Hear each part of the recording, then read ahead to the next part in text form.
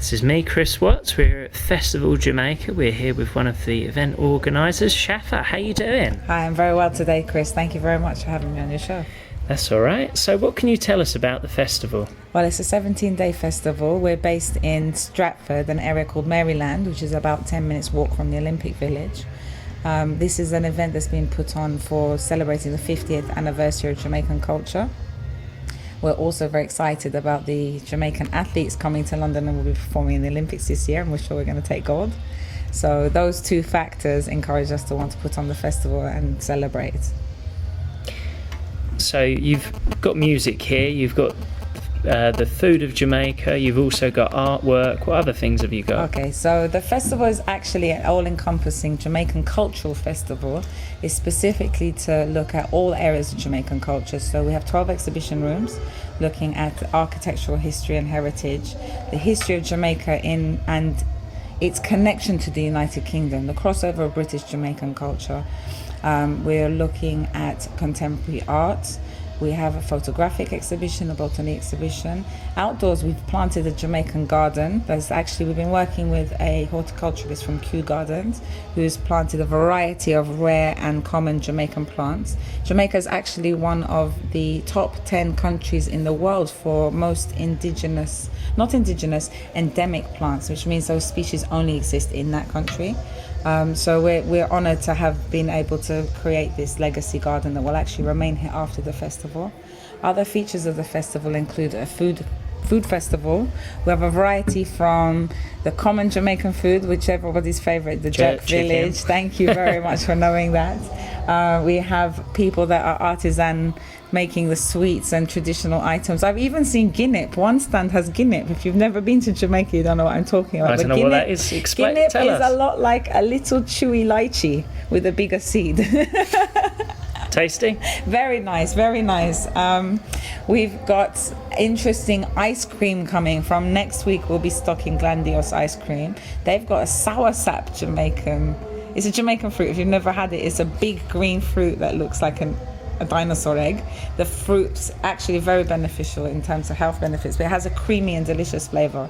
So this company are bringing here their sour sap ice cream, Guinness ice cream, grape nut, another flavor I've only seen in Jamaica. I'm not sure if it's in America. You can tell me, have you ever heard of grape nut ice cream? No, never. Okay, so those are some of the highlights of the food festival. Furthermore, we have Master Chef Colin Brown. He'll be hosting a Jamaican kitchen and restaurant which will be serving breakfast, lunch and dinner throughout the 17 days of our festival. That ties in nicely with our evening performances.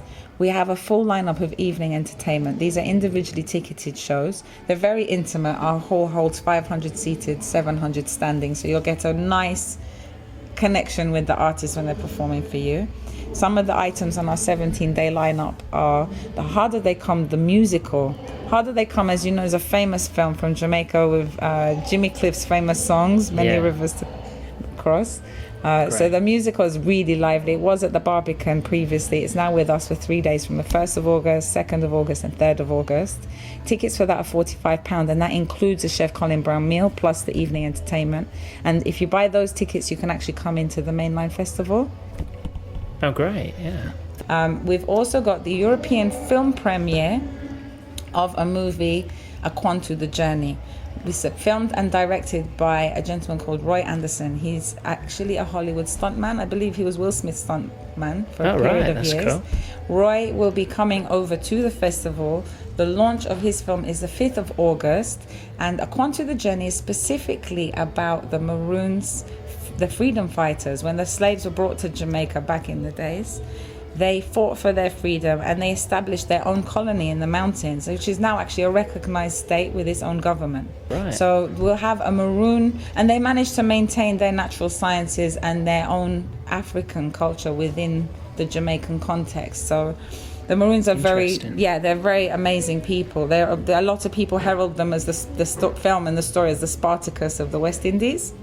So we will have that evening a full lineup of entertainment again. It's £25 to come to the European premiere, and you'll be able to see a live maroon exhibition. We have a dance troupe and drumming performance by a company called Eat. Once they perform, we'll be able to watch the movie. That will be accompanied by dinner by Chef Colin Brown, and then afterwards there'll be a question and answer session with the actual director who's joining us for his premiere.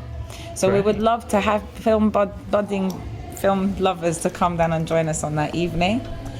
Furthermore, we have actually got a film festival that's running throughout the 17 days. That's just general entry, part of the main festival. We've actually been honoured with Marley the movie, which we will run every day. Oh, that's great. So you can great. see that for free as part of the admission to the festival. I can't tell you film times. The films are being on rotation. So if you come down, if you're lucky, you'll get to see the film you're looking for. Furthermore, we've got, on terms of the evening shows, on the 7th, we've got a new band coming over from Jamaica, which are the Nomads.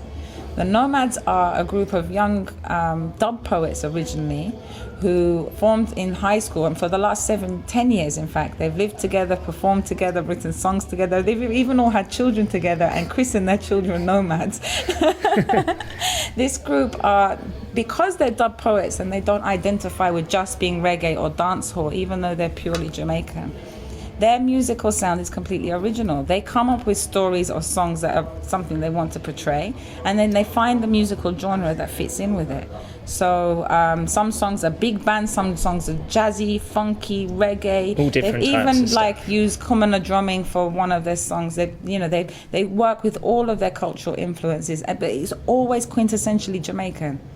But they're one of the few bands that cross over the boundaries. All genres. Yeah, all genres. Reggae lovers love them. Uptown loves them. The commercial people love them. Young people love them. They tick all the boxes. They do, and I think it's because they're all levels of entertainment. What's interesting about them is they're also accredited writers they've written radio dramas and won awards. They're actors. They play on stage as well as in movies. They're very busy, but they're athletes, you see. They're very fit. They were actually featured in some Puma commercials last year as the fastest band in the world. Oh, They right. were running alongside Usain Bolt. With They a didn't song. beat him though, did they? They have a song that's called Rise Above Profanity, and it goes like this. Poo, poo, poo, poo, poo, poo, poo, poo, poo. That's the foundation of the song, is all of them chanting that. It's very funny, highly entertaining. I do recommend them. They're on the 7th. Tickets to their shows, £20. Their show's complemented by stand-up comedy with people like Ping Wing and other Jamaican great stand-up comedians. So that's going to be a great night of entertainment. You can look them up. Nomads, Nomaddz. You can find their YouTube or see them on our website. Our website is festivaljamaica2012.com. And last but not least, the gentleman that brought ska music to England in the 60s. We have the originals. The originals. They're still alive and kicking, and they're going to be playing at Festival Jamaica for us on the 10th of August. And to complement their show are the Aces doing a tribute to Desmond Dekker. And to tie it all together, we have a special DJ set by DJ Jerry Drummers.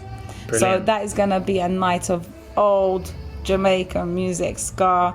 And I mean, ska to me has become a British movement. It is, definitely. Yes, it's completely, it's affected the fashion. It's affected culture. I know Bristol loves ska. Everywhere loves ska. Who doesn't love ska? I know, it's great. So you can come down and enjoy a night of festive ska activity. You probably, because our festival's so intimate as well, I highly recommend coming down to enjoy our evening shows. Again, as I said, the evening performances, if you buy a ticket for any of our evening shows, you get access to the full festival. Well, thanks a lot for joining us on the show, Shafa. It's been my pleasure to tell you all a little bit about Festival Jamaica. We look forward to seeing you. Come and enjoy the garden, the fun, the evening shows, the daytime. There's, most important, Kids Zone and Creche. For the parents out there, we have a professional creche with an amazing kids centre. You can book the children in for 2 hours and go and relax. So we'll see you all at Festival Jamaica, 27th of July till the 12th of August. Please come on down. Buxton Road, Stratford. It's Chris Watts. I'm here at Festival Jamaica with torchbearer Mo. How's it going, Mo? Great guns. So tell us, what does it feel like to be a torchbearer? It's quite an honour. It's quite humbling. It's quite an amazing experience. And that's all I can say, really. It's, yeah. And what was it like taking it through the streets with so many people onlooking? Incredible. at first when I was selected as a torchbearer, or nominated as a torchbearer, first you think, carry the torch. It's not that difficult to do, but it's actually not that difficult to do until you see the crowds and you're part of the event. It's quite emotional, if you like. It's an amazing experience. And you don't always realise what it's going to be like, do you, while you're doing it? No, you don't really, because even when you watch other torchbearers carry it on the TV, it's not the same as being part of it all and being part of the experience and the atmosphere, and it was just amazing to see the power of sport, the power of the torch, pulling communities together, all different races, religion. It just transcends everything, politics, religion. It's amazing. It's a great symbol, isn't it? I think. Yes, I think the great British public has actually, caught on to the idea of the torch and what it represents. Yeah, because to begin with the Olympics, there was even quite a few political people, weren't there, about it? Yeah, there was quite a few. Negative vibes. People that sort of were quite negative about the Olympics and quite negative when we got the bid. And I thought to myself, well, if countries like Greece can stage an Olympics, why can't we? Yeah, exactly. And with all the sporting facilities that we have, and compared to a lot of countries in the world, we have some of the best sporting facilities in the world. We have some of the best stadiums in the world, especially football. I don't think anybody can match us with stadiums and facilities when it comes to football. And all right, we might not have a lot of stadiums, a great running track facility or track and field compared to, say, the United States. I mean, some of the universities and colleges in the United States got amazing facilities. But that was part of the bid, wasn't it? So that it could regenerate the area. Yeah, but I don't think many track and field stadiums are going to be built through the legacy. We'll have some new football pitches and maybe some new sporting facilities, but I haven't heard of any new track facilities apart from around the Olympic Stadium. Oh, that's a shame. And the training track. But I do know that some of the places have been done up, like Track and Pool in Walthamstow and maybe other places in the country where already have existing track and field facilities. I know some of them have been revamped. But I don't think there's any plans to build new ones. But I think it will be a good legacy for kids, and if money is invested in grassroots sports, because that's where the talent pool is. And I think Britain's got a fantastic talent pool to pick from when it comes to grassroots sports. You've got a lot of kids from minority communities, and that's where the genetic gene pool is for sports, which I think play a big part in sports. We've got lots of kids now from Ethiopian background, Somalian background, so hopefully we'll produce more Mo Faros. We've got lots of kids from Jamaican backgrounds or Afro-Caribbean backgrounds, so hopefully, we'll produce another Linford Christie soon, or even maybe Usain Bolt, who knows? That'd be nice. We can live in hope, but we can dream. Well, it's possible. It is possible. The gene pool's there. Yeah, it is possible. And it's nice now that, it's good for kids to have a goal, isn't it? Something to strive for, whether it's sport, music, whatever it is. Exactly, and I think sort of sport and music. As you mentioned, music, because my past career was in the music industry.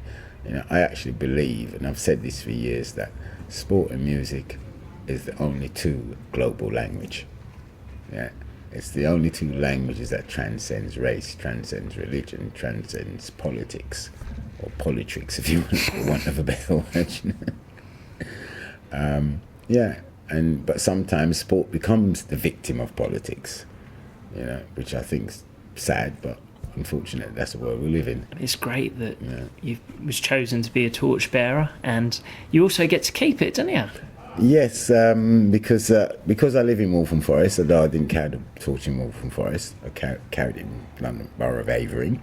The leader of the council decided that all the torchbearers that actually live in Waltham Forest, that they would purchase a torch for them. which I think is a fantastic idea, and I wished all the other torchbearers had the same opportunity, to be honest. Yeah. But as far as I know, most of the torchbearers, all the torchbearers that were on my bus had bought their torch. You know. So you know, hopefully, you know, all the others may have bought their torch or got somebody to pay for their torch for them. Yeah. But I think that, you know, personally, I think local should have just given each torchbearer their torch, really. Yeah. But there you go. I'm not local. And so, what are you going to do with it? You always have it, won't you? Yes, I will keep it, and hopefully I'll pass it on to my son, and hopefully my son will pass it on to my grandson. It's a great thing to pass now, on. Hopefully he'll pass it on to my great grandson. Hopefully. Well, thanks for joining us, Mo. It's been my pleasure. This is Chris Watts. We're here at Festival Jamaica with Blackslate. And who am I talking to now? Well, we're talking to Russell Roy, the bass player of Blackslate, and also we've got Jez, the lead vocalist, Hi. keyboardist Cliff Charles, and guitarist Philip Davis as well. Bless. Yeah, bless. Are you here then? Come on, make some noise. We're saving our energy for later. Oh, you're saving it for the show? Yes. Oh, okay. So, are you happy to be here? Yeah, very happy to be here, you know, supporting the Jamaican cause and being part of the festivities. Yeah, it's a great honour. It's a good, you know, and thank, you know, the Jamaican Festival of organisation for inviting us. So, yeah, it's a great thing.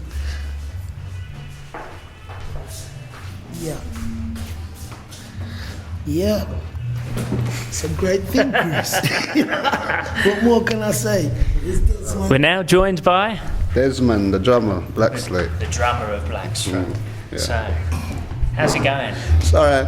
Looking Yeah. forward to the gig? Yeah. Yeah? Taking in the vibes. Yeah, it's pretty cool, isn't it? Festival Jamaica. Yeah. Everything's happening. Olympics, everything, you know, so taking in the vibes. So what have you got planned for tonight? Well, hopefully we'll have a good set. We'll probably play for about 45 minutes. And it should be good. Should be a good one. Hope some more people coming in though. It's not looking. And so do I. I'm sure they will. Yeah. Yeah, it's early yet. You haven't started yet, so you know it'll build up. Don't worry. Hopefully. So, what sports do you like then? Because part of the reason we're here is for the Olympics. So, Well, I love athletics. You know, I've got a son, Daniel Plummer, who used to run for GB as well, and worked with Dwayne Chambers as well. oh, that's great. Also, yeah, and he's worked with the Olympic bronze medalists from Beijing, Tasha, I forget Tasha's surname, you know, but she was the bronze medalist for the Olympics and that. So, but I also love cricket, and but it's not Olympic sport, unfortunately. Football. I love all sports, you know. I love sports, yeah. You know, and Blackslate is part, always supports educational ideas, you know, and anything that supports the young people, so that's why I love it. Yeah, the Olympics is a great thing. So, how long have the band been going together then? Oh well, we formed from about 1976, and we used to work with all the reggae artists that came from Jamaica and came to London, and we were the band that, you know, worked with everyone: Johnny Clark, Leroy Smart, Ken Booth, John Hart, Prince Jazzbo, Just Stitch, Dennis Brown. Some big name. Yeah, we work with, you know, we kind of kept the fire burning as far as reggae is concerned in London in those days. You know, and when Bob was around, Bob Martin, we toured with Peter Tosh and Toots and those people them. So we've got a strong history in you know, we've done our bit for reggae music on an international basis, you know. Yeah, and we had the chart success as well, which helped us as well.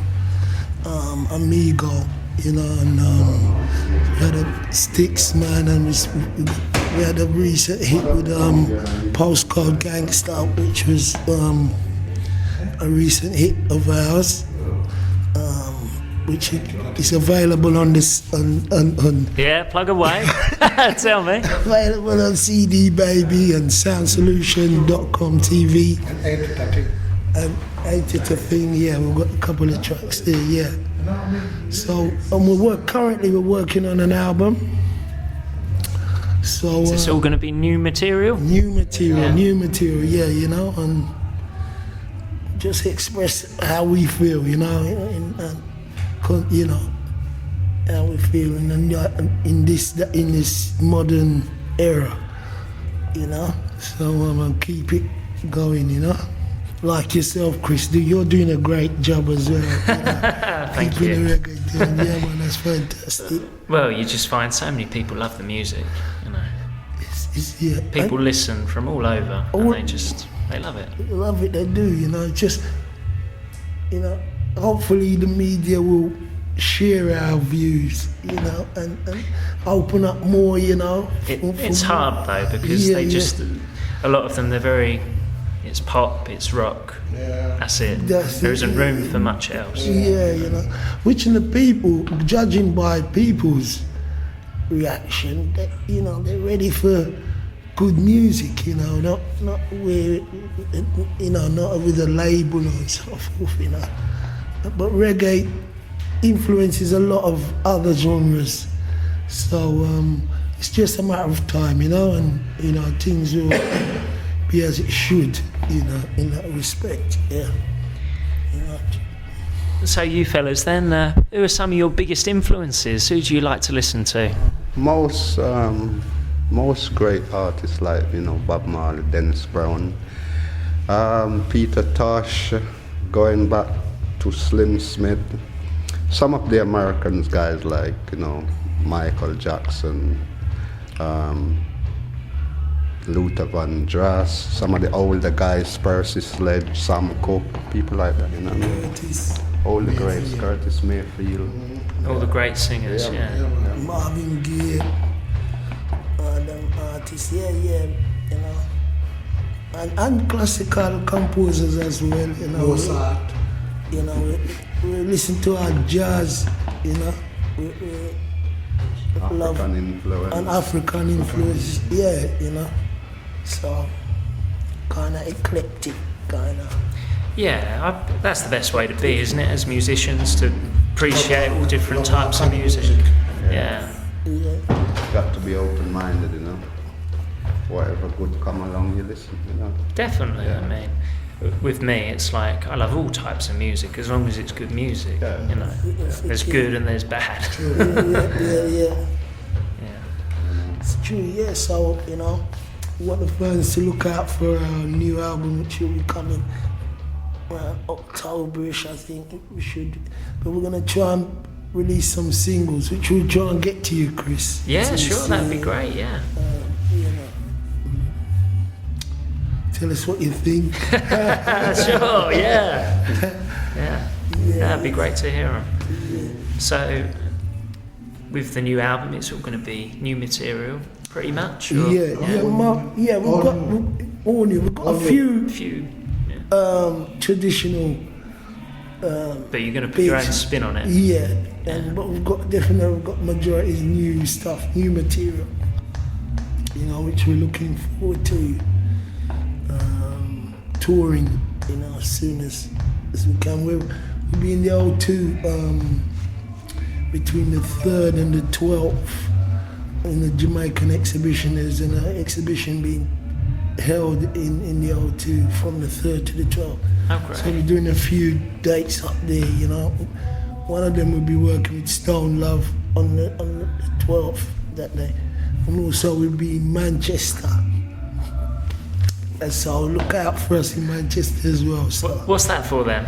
that's for the carnival. There a carnival in Manchester, so we've been invited. So we look forward to that as well, you know. So yeah, kind of keeping busy. That's the best way to be. Yeah. Well, thank you very much for joining me on the show. Thank you for having us, Chris. No worries. Bless.